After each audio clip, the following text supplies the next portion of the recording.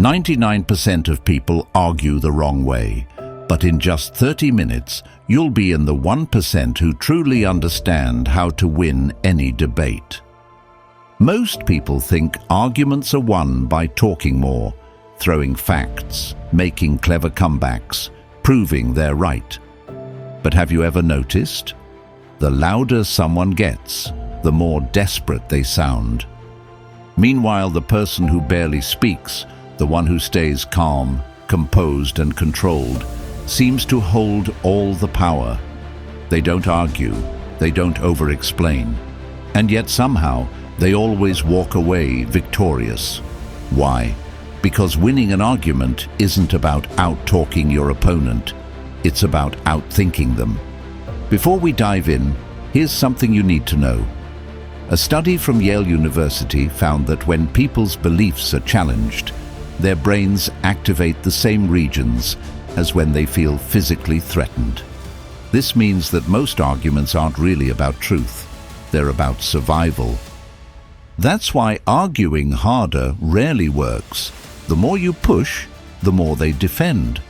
But what if, instead of fighting their resistance, you could make them question themselves? That's what today's strategies are all about. Master these and you'll never lose another argument again. Let's begin. 1. The power of the unreactive mind, the silent strength that wins every argument. There's a moment in every argument where the real winner is decided, and it's not when someone delivers the perfect comeback. It's not when one side overwhelms the other with logic or facts. The moment that determines everything happens in the silence, the instant when one person stops reacting, stops feeding the fire, and simply waits. Have you ever noticed how, in any heated discussion, the person who stays calm, who doesn't rush to respond, always seems to hold the upper hand? Meanwhile, the one who gets louder, who keeps pushing their point, ends up looking weaker. This isn't a coincidence. This is a strategy, and once you master it, you'll never lose another argument again. A high-stakes FBI interrogation room. A seasoned agent sits across from a man accused of financial crimes. The air is thick with tension. The agent leans forward, tapping his pen against the table, eyes locked onto his target. "We have enough to put you away for years," he says. The accused man just sits there, completely still, no reaction. The agent tightens his grip on his notepad. Now would be a good time to talk. Silence. The agent shifts in his chair. His voice rises just slightly. "You understand, if you don't answer, this could go badly for you." Nothing. No response. No change in expression. And then something shifts. The agent, who moments ago had full control, is now the one who looks unsure. His breathing is slightly heavier. The silence stretches beyond comfort. He starts repeating himself, grasping for something to break the void. But it's too late. The power dynamic has already changed. The man across from him, without saying a single word, has turned the entire room in his favor. Let me give you a real-life example. Imagine you're in a high-stakes meeting, and a well-known CEO, Daniel, is being challenged by an aggressive business rival. "Your plan is a disaster," the rival says. "We've seen similar ideas fail. It's a waste of time." Most people would rush to defend themselves. But Daniel, he doesn't say a word. He simply sits, calm and composed. 10 seconds pass. The room is silent. 15 seconds. The rival shifts in his seat. "I mean, there could be some merit to it," he mumbles. "Maybe we just need to refine a few things." Daniel nods slowly. "Exactly. Let's refine it." That's it. No argument, no debate. Just silence used with surgical precision. Why does this happen? It's because human beings fear silence. When someone doesn't react the way we expect them to, our brain scrambles to fill in the gaps. We start questioning ourselves. Did I say something wrong? Are they judging me? Do they know something I don't? This is why the world's best negotiators and leaders don't rush to respond. They wait. They watch. They let the other side reveal their own flaws. Imagine you're in a heated argument with someone. They raise their voice, pushing their point aggressively. You pause. You let their words settle in the air. The silence stretches just a little too long. Suddenly, they feel the need to explain themselves again, to justify, to repeat. And the more they do, the weaker they look. You haven't said much, but you've already won. Now think about how this applies to your life. What if your boss unfairly blames you for a mistake? What if someone online tries to bait you into an argument? What if a relative at a family gathering makes a passive-aggressive remark? Will you react? Or will you control the entire situation by controlling yourself? Marcus Aurelius understood this deeply. In Meditations he wrote, "You always have the power to have no opinion." That's where true freedom lies. If you do not react, you cannot be controlled. If you do not engage in meaningless battles, you cannot be defeated. When you master the art of being unreactive, you don't just win arguments. You become untouchable. This isn't just a theory, it's something you can practice. And once you do, you'll see how powerful it really is. For the next 24 hours, no matter what happens, do not react. If someone insults you, don't respond. If someone tries to provoke you, stay silent. If someone expects you to defend yourself, let the silence hang in the air. Watch what happens. See how uncomfortable they become. See how their frustration builds, how they start to repeat themselves, how they struggle to maintain control. The less you engage, the more they unravel. And by the end of the conversation, you won't have had to win anything, because the moment you stopped reacting, you already had. They can call you names. They can try to manipulate you. They can throw everything they have at you. But the moment you refuse to react, they lose all power over you. 2. The art of asking, how to make your opponent defeat themselves.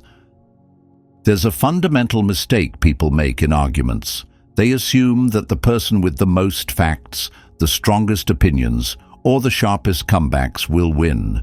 But what if I told you that the real winner isn't the one who argues better, it's the one who argues less? Imagine stepping into a courtroom.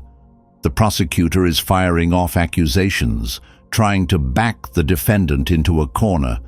The defendant could fight back, could launch into a passionate defense. But instead, his lawyer does something unexpected. He simply asks, "How do you know that?"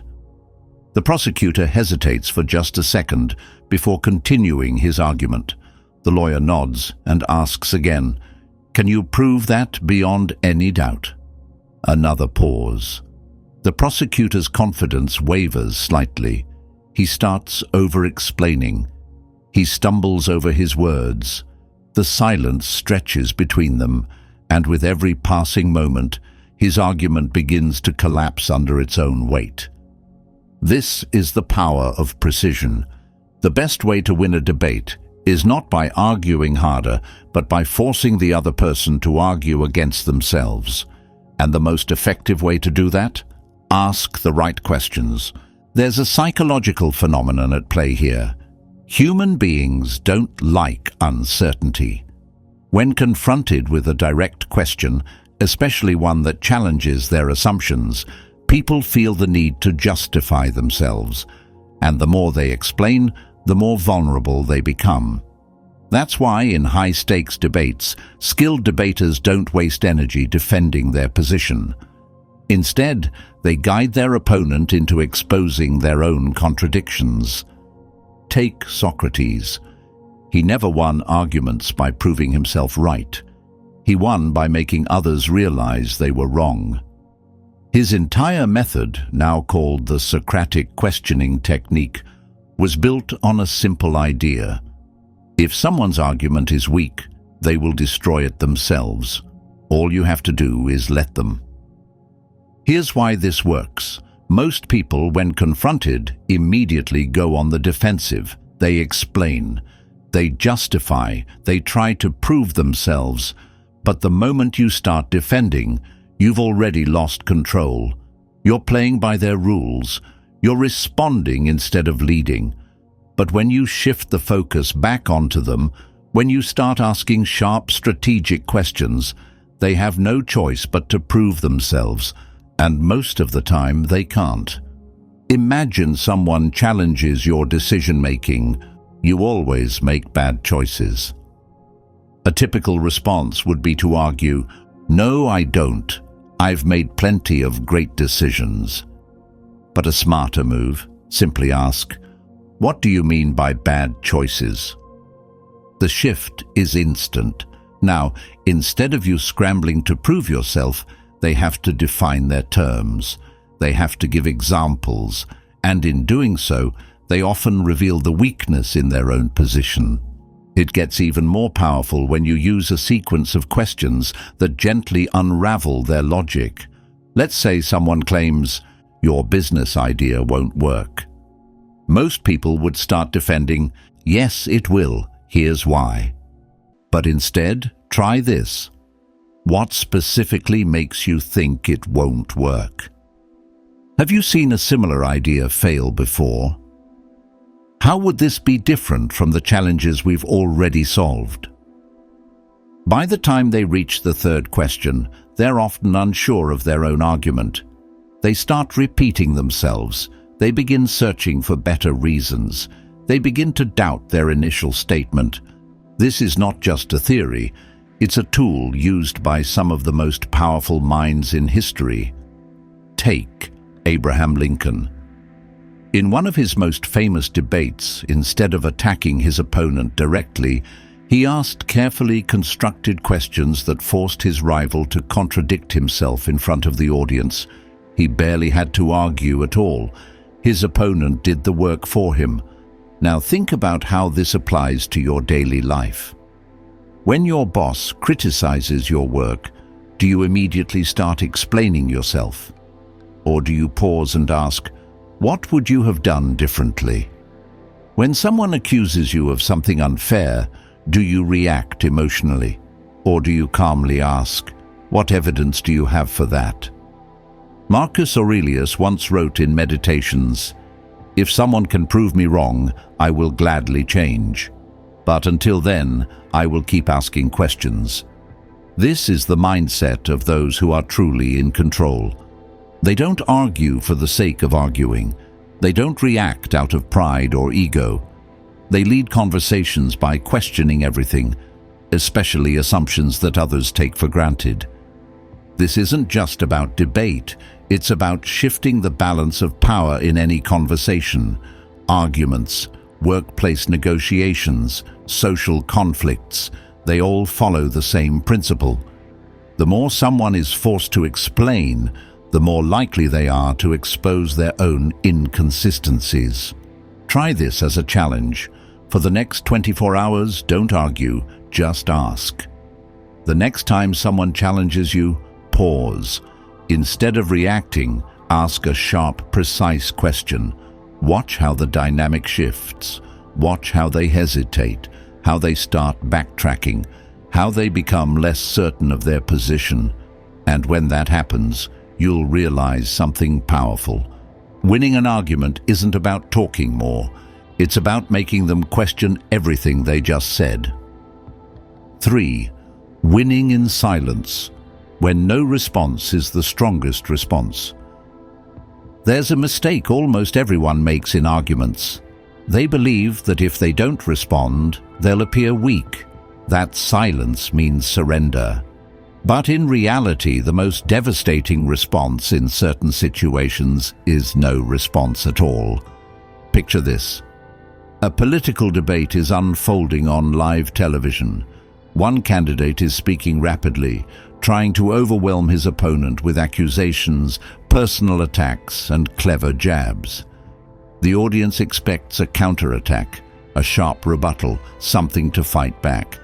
But instead, the other candidate does something unexpected. He simply sits there. He listens. He doesn't interrupt. He doesn't react.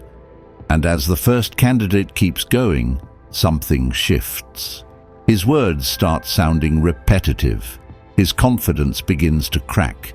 He starts backtracking, trying to rephrase his statements. The silence has done something that words never could. It has made him unravel. This is the power of controlled non-response. In a world where everyone is fighting to be heard, where every argument turns into a battle of words, silence becomes a weapon that few know how to wield. The moment you refuse to engage, you force the other person to deal with their own words, their own emotions, their own need for validation. There's a psychological reason why this works. Human beings are wired to seek reactions. When we speak, we expect a response. When we argue, we crave acknowledgement. That's why silence can be unsettling. It leaves the other person with nothing to push against. And when they don't get the reaction they expect, their mind starts working against them. Now imagine a high-stakes courtroom. A prosecutor aggressively questions a witness, trying to trap them into an admission. The room is tense. The jury is watching. The prosecutor finishes his statement and waits for the witness to react. But the witness does nothing. No flinch, no immediate response. Just silence. The pause stretches. The prosecutor starts to shift in his seat. He tries again. Still nothing. The silence, instead of making the witness look weak, has now made the prosecutor look desperate. And in that moment, the courtroom realizes who really holds the power. Most people think that silence is passive, but the truth is, silence is one of the most active forms of control. It forces the other person to fill the void, and in doing so, they often expose their own insecurities, their own doubts, their own weaknesses. Think about how this applies to everyday life. Imagine you receive an aggressive email from a coworker blaming you for something you didn't do. Your first instinct might be to fire back, to defend yourself, to prove them wrong. But what if instead you said nothing? What if you let their email sit there unanswered for just a little longer than expected? What happens? They start second-guessing themselves. They start wondering if they went too far. And often by the time they follow up, their tone has completely changed. Or take social media. Someone leaves a rude comment, trying to bait you into an argument. If you engage, you feed their need for attention. If you ignore it, the comment lingers there, looking petty and insignificant on its own. Without your reaction, it holds no power. Epictetus once said in discourses, "If someone succeeds in provoking you, realize that your mind is complicit in the provocation." This is the essence of silent strength. When you refuse to react, you refuse to let someone else dictate your emotions. You show that their words, their attacks, their attempts to control you, none of it matters. And here's where it gets even more powerful. Silence doesn't just neutralize conflict. It makes people reveal who they really are. Try this. The next time someone tries to provoke you, whether it's in a conversation, an email, or online, pause. Say nothing. Watch what happens. Some will become frustrated. Some will start explaining themselves even when they don't need to.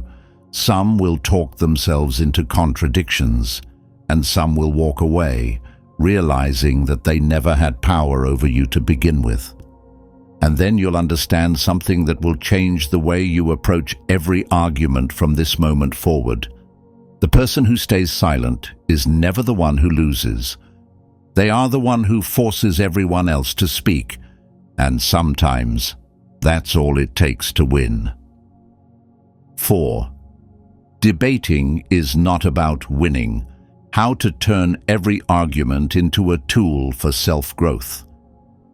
Most people enter a debate with a single goal: to win, to prove their point, to dominate, to walk away feeling victorious. But what if I told you that the most powerful debaters don't argue to win at all? Imagine two men facing off in a high-stakes public debate. One is aggressive, determined to overpower his opponent, interrupting constantly, raising his voice, bombarding the audience with statistics and rhetorical flourishes. He believes that the more he speaks, the more convincing he sounds. The other man, however, takes a different approach.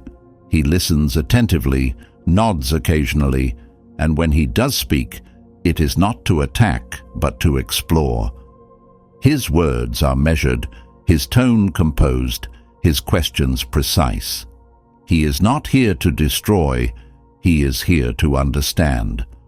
When the debate ends, the first man may feel victorious. He may believe he dominated the conversation, but the audience, the people watching, they respect the second man more, because the true purpose of a debate is not to win. It is to refine thought, to test ideas, to see beyond one's own biases, and to cultivate a mind that is flexible yet unshakable.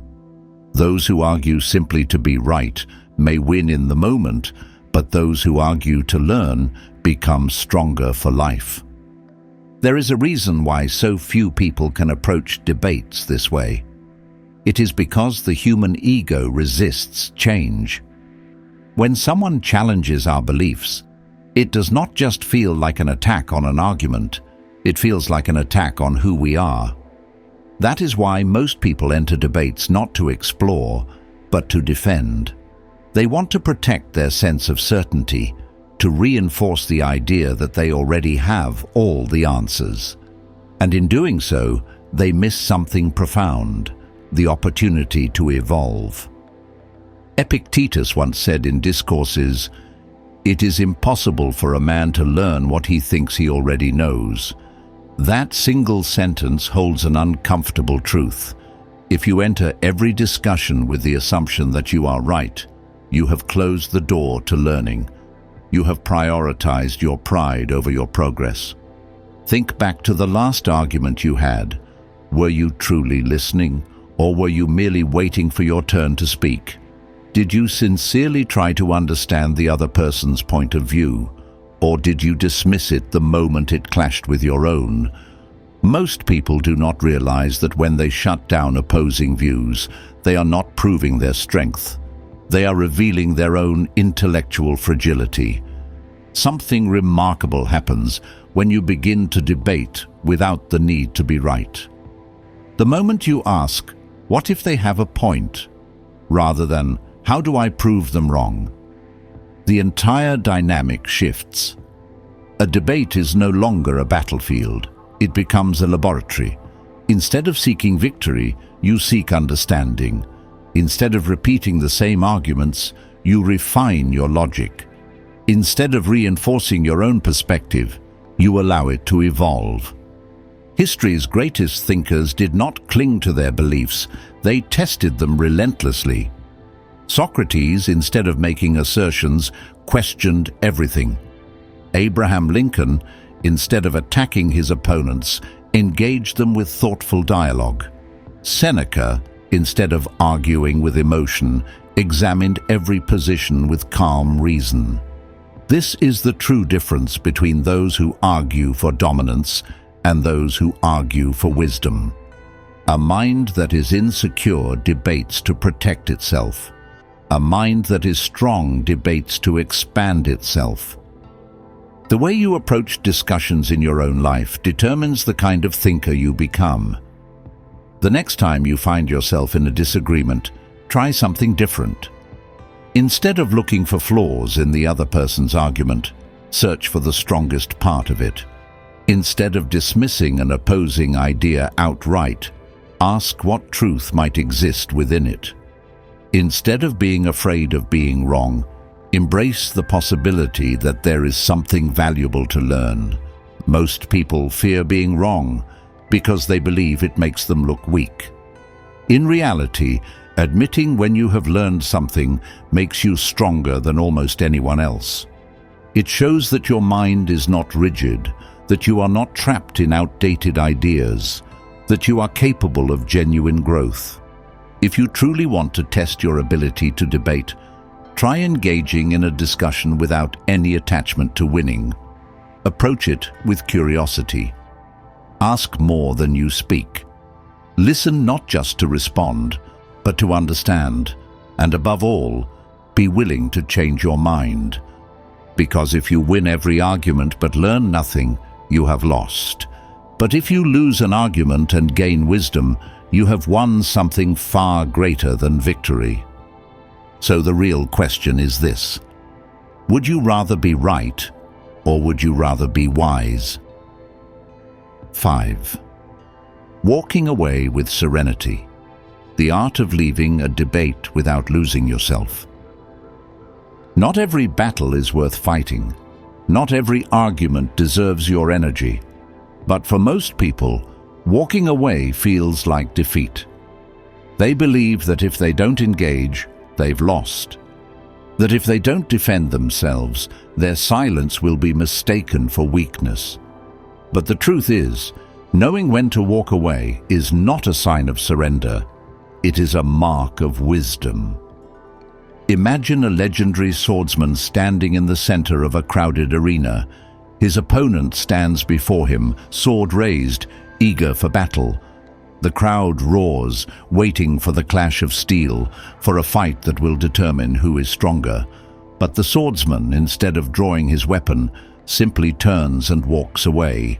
The audience gasps. His opponent shouts after him, demanding he return, but he does not. He knows he has nothing to prove. He knows that real strength is not always in the fight, but in knowing when the fight is meaningless. Most people don't understand this. They engage in every argument as if their entire reputation depends on it. They feel the need to correct every false statement, to prove every opponent wrong, to have the last word. But in doing so, they waste their energy on battles that lead nowhere. The reason for this is simple: ego. When someone challenges our beliefs, it doesn't just feel like an attack on an opinion, it feels like an attack on our identity. And the moment we allow our emotions to take control, we become trapped. We argue not because the conversation is meaningful, but because we feel we have to win. Seneca once wrote, "You want to know what philosophy offers humanity? A lesson in how to be self-sufficient, how to be your own master, how to remain unshaken in the face of folly." This is the essence of walking away, not out of fear, not out of avoidance, but out of mastery over oneself. But here's where it gets interesting. Walking away doesn't just affect you, it affects the person you leave behind. Psychologists call it the void effect. When someone is engaged in an argument, they expect resistance, they expect pushback, but when you simply step away, they are left with nothing to fight against. The tension lingers in the air. The energy they were ready to use against you has nowhere to go. And in that moment, something shifts. They start questioning themselves. They replay their own words in their head. They wonder if they went too far. This is the power of silence. It doesn't just protect your peace. It unsettles those who try to disrupt it. Think about the last time you found yourself in an argument that drained you. Maybe it was with someone who didn't actually want to listen, but only wanted to prove themselves right. Maybe it was online, where debates rarely change minds but always consume time. Maybe it was with a relative who has held the same rigid beliefs for decades. Did that argument make you better? Did it serve any purpose beyond frustration? There is a simple truth that most people resist. Some arguments are not worth winning. Some people are not open to reason. Some debates will never lead to understanding, no matter how well you articulate your points. And when you recognize this, you realize that walking away is not an act of weakness. It is an act of self-respect. A CEO once used this exact strategy in a high-stakes negotiation. His competitor kept escalating, pushing for unnecessary concessions, trying to bait him into an emotional reaction. Instead of fighting back, the CEO simply stood up, extended his hand and said, "It seems we don't see eye to eye today. Let's talk another time." Then he left.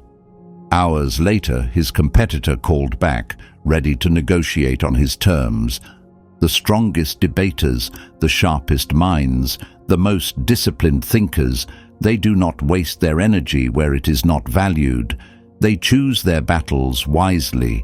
They engage only where there is something to be gained, where the conversation has the potential to refine, to expand, to elevate. And when they see that a discussion is leading nowhere, they do the one thing that most people are afraid to do. They walk away, not with bitterness, not with anger, but with serenity. Try this for the next 24 hours. The next time you feel the urge to engage in a debate that you know will lead nowhere, pause. Ask yourself, is this worth my energy? Will this discussion lead to growth? Will the other person truly listen, or are they just waiting to speak? And if the answer is no, simply leave, not in frustration, not in defeat, but in the quiet confidence of someone who knows that their peace is worth more than any meaningless argument. Because real power is not found in proving yourself to others. It is found in knowing that you do not have to. So if you knew that walking away made you the strongest person in the room, would you still feel the need to argue? 6. Silence takes strength. But sometimes you must speak. This is the final principle, the last and perhaps the most important truth in mastering the art of debate and self-discipline.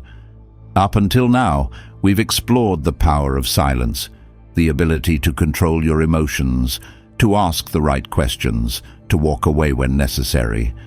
But here's what many people misunderstand. Silence is not always the answer. Knowing when not to speak is wisdom, but knowing when you must speak is power. If silence is a sword, then speech is a spear, a weapon that must be wielded carefully, with intention, with precision. If you speak at the wrong time, with the wrong words, you weaken yourself. But if you stay silent when your voice is needed, you surrender your power entirely. Imagine standing in a room full of people. Someone spreads a lie about you, twisting reality in their favor. You have two choices.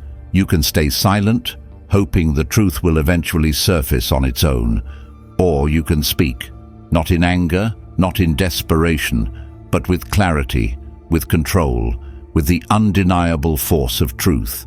This is the balance that separates wise silence from weak silence. If your silence protects your peace, prevents pointless conflict, and allows you to maintain control, it is a weapon. But if your silence allows deception to grow, injustice to persist, or self-respect to erode, then it is no longer wisdom. It is fear disguised as restraint. Marcus Aurelius, a man known for his restraint, wrote in Meditations, "Waste no more time arguing about what a good man should be. Be one." There comes a moment when staying silent is no longer an act of composure, but an act of cowardice. Think about history's greatest leaders. They understood the power of silence, but they also knew when to break it. Nelson Mandela was imprisoned for 27 years, choosing to remain silent rather than lash out in anger. But when the time came to lead, he did not hesitate to speak. His words did not divide, they united. Martin Luther King Jr., in his letter from Birmingham jail, did not write to argue with his critics. He wrote because remaining silent would have meant surrendering to oppression. Abraham Lincoln, in his famous debates, often chose to remain silent while his opponents hurled insults at him. But when he did speak, his words carried so much weight that they reshaped the course of history. Their silence gave them power, but their words, spoken at the right moment, changed the world. Now, let's bring this to your own life. Think back to the last time you chose silence over action. Maybe you watched as someone spread false information, but didn't want to get involved. Maybe you let someone belittle a friend, thinking it wasn't your place to step in. Maybe you stayed quiet in a meeting, even when you knew your idea was the best in the room. Did your silence bring you peace? Or did it leave you with regret? There are 3 moments in life when you must break your silence.